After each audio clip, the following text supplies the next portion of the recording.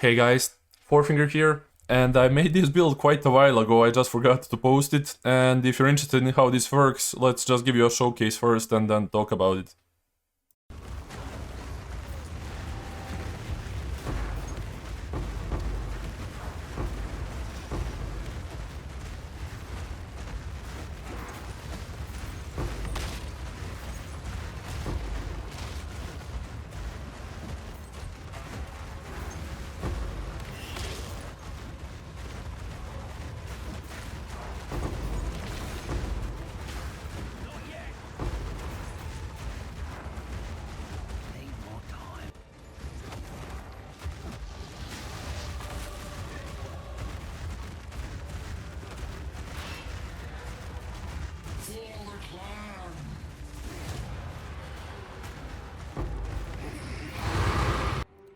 Ever since I made those Project Area of Effect videos, people have been asking me, is there any good AoE build that actually does damage? And honestly, there might be a few, but all of them require quite a bit of investment in order to make them work, and even then you have to drop a little bit of AoE to get the damage in. Now, for my video, I really wanted to play around Shockwave Totem, and this can be improved quite a bit by just using something different for bossing, because as you've seen, it's nothing crazy. I mean, if you want to kill like pinnacle bosses, it takes like 30 plus seconds, so this is more of a meme build. But if you wanted to keep the totems and then still do boss damage, I would suggest that you either go for Hammer of the Gods on the weapon switch, or for the Bell if you just wanted a working build. Now, let's just jump into how everything works. Now, this is my main bossing Shockwave Totem, and I'm getting it to level 40 with having 7 from weapon, 4 from amulet, 3 from gloves, 1 from gemling, 3 from the Prism of Belief, 1 from physical mastery. Whew, and I think that's it, right? I mean, the usual stuff. For this, you just need gemling to get it to 40, otherwise you wouldn't be able to, unless you're like dual wielding 2 maces, right? But this way you don't have to dual wield, and you don't have to invest in strength. Okay, with that being said, for bossing we are running Brutality for more physical damage, it's all Fizz. We are running Fizz Mastery for 40, we are running Conk Effect, more damage again, Heavy Swing, same stuff, and Inspiration, because as you can imagine, level 40 totems cost quite a bit. Now, my second totem is my support totem, and the way this works, it has overabundance. This allows us to have 1 more totem on top of it. We have 2 extra on 3 from the Ancestral Artifice, 1 from the Watchtowers, and then we can use this one as a additional one. And this one pretty much was meant to give us rage, but from what I've noticed, rage does not work with the totems, even though they're marked as, you know, melee and stuff like that. Because if you go in rage, more attack damage, but for some reason, even though this is a attack and it's also melee, it has no damage increases from rage. That's sad, so I'll probably have to replace this with something else. And also stuff like this doesn't even... Wait, I think I had the jewel somewhere around here that gave me rage. Yeah, this one gives 1 rage on melee hit. Again, this is a melee hitting totem, but it does not give rage. It is what it is. Splinter, we use this to break the armor, so this does a little bit more damage, even because they don't hit quite as much, but they hit often, so actually reducing the armor helps a little bit, so it's not bad. Persistence, this is just gonna make it last longer, because when we use overabundance it has less kill effect duration, this kind of balances it out. And then Jagged Ground really makes the damage from the bossing totem do way more, because every time it does hit Jagged Ground, it's going to do like 1/5 of the normal damage. And because as you can see, when I just use them, you won't see any of those yellow grounds, right? But when I add the support one, you will start seeing, you see those like yellow explosions, all of those are Jagged Grounds, and everything that hits the boss will overlap and do extra damage. So that was my original idea, but honestly, like I said, it's nothing crazy damage-wise, as I thought it would be way better, but it is what it is. And then for my mapping one, I am actually not running it on a +7, I am using a Pillar of the Cage God, and basically the damage from strength does not work on the totems, because this increases the weapon damage, but your totem does not use our weapon, it uses its own.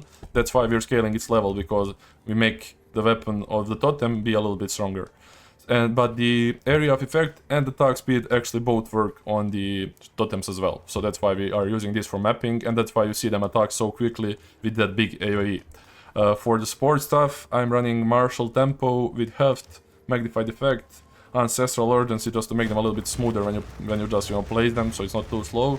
And then Astral Projection is really decent for mapping, although I would prefer to have more damage, but I kind of ran out of the support gems because it's all Fizz, not much left to use here, right?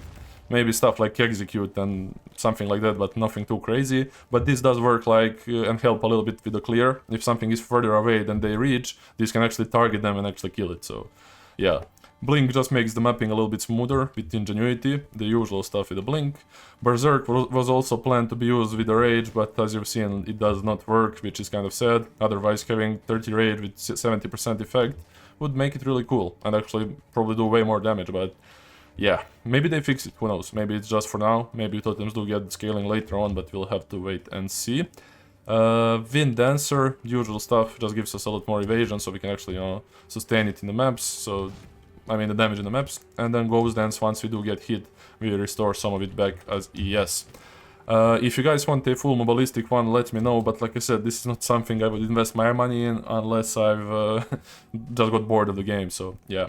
Let's just go into the gear. As we said before, we are running Pillar of the Cage God for mapping, so we just scale Dex and Int, which we don't have any crazy amounts of. You can get way further if you just wanted to like drop some levels and actually scale the stats. Although keeping a decent totem level will help you with scaling of the damage, so I wouldn't drop too many levels if I were you. But if you can manage to get some crazy items with having some stats and plus levels, then that'd be great, but really hard to find. For the switch, like I said, if you don't want to meme around and just use Shockwave Totems, you can either get a really good bell weapon and use classical monk bell stuff, or you can do Hammer of the Gods and stuff like that, like pretty much anything besides Shockwave Totem if you want decent bossing. Now for the other stuff, you pretty much want to get Int and Dex on as many items as you can, if you want to scale, like I said, the Pillar, and then I could improve my gear, like I said, a lot with getting attributes instead of Fire Res.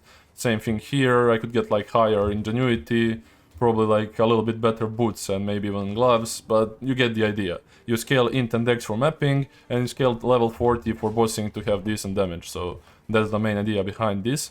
And gear-wise, when it comes to jewels, I am running, like I said, pretty much attack damage, global fizz, totem placement speed to make it smoother, and weapon swap speed, because when bossing we do swap a lot. Shockwave Totem plus 3 as we mentioned, and then I have one more with the attack, totem damage, placement speed, and I wanted to test out rage, but yeah, that was sad to see. That's pretty much it, the gear. If you have any questions, I'll be happy to answer them, but for now let's just go into skill tree. For our skill tree, we are running Gemling, as we said, for +1 and 12 quality. It does make our totem have less of a base attack time, plus level gives us some extra base damage, which is really good to scale. We are also running adaptive capability, we don't worry about strength requirements, and then finally we double our, mostly for mana and intelligence, so we can sustain the use of the level 40 totems. Although you could also pick this one, it's not a big difference from what I've noticed. This will give you a lot more mana and more mana regen, this makes it cost 30% less, so the more int you have, the better this node becomes, so yeah. Besides that, we're mostly picking some attack damage, attack speed everywhere we can, just to make them attack this quickly, and then some attributes nodes like the usual stuff, nothing too crazy there. For totems we are taking pretty much damage and the attack speed, if there is any, and you already seen the jewels, right? So if you wanted to make this build actually viable, as we said, and use 2 weapon slots, you would probably remove all of the totem slots from the global ones and put them on weapon 1, and then go for the usual bell or Hammer of the Gods builds. Nothing too crazy, you have 24 points to play around, so you could, you know, make anything work. With that being said, I think I covered everything there is to say, but like I said, this is mostly just a fun meme build. If you really guys want to build around this, let me know, I'll make a mobilistic link in the description, but it's fun, it's definitely fun for mapping, like, just not really good when it comes to visual clarity, you can't see shit from that, but it is what it is. Anyway guys, thank you for watching, and I'll see you in the next one.